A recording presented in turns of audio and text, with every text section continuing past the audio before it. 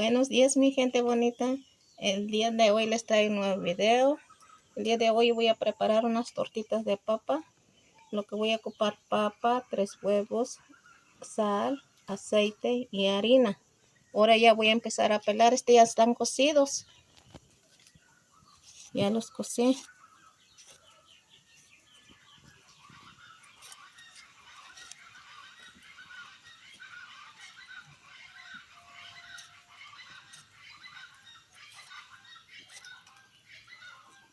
Bueno, ya están pelados mis papitas. Ahora lo voy a machucar con este vaso.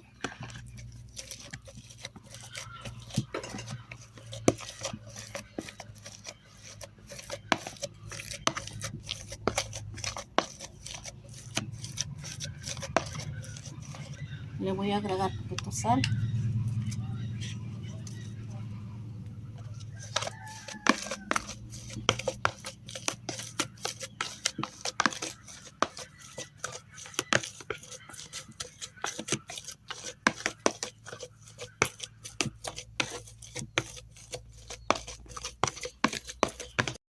Esta es la papa. Ya agarré aquí y ya lo pasé aquí en la harina.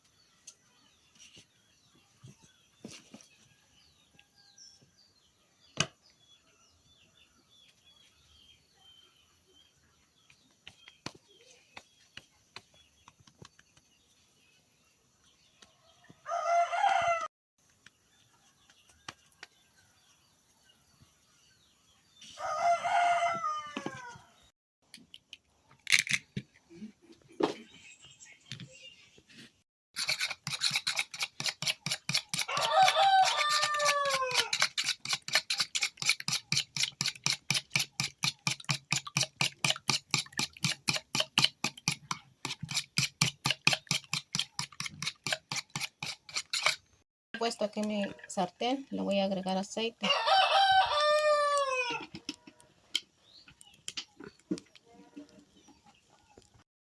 Pues ya tengo aquí mis gorditos. Ahora ya los voy a pasar en el huevo.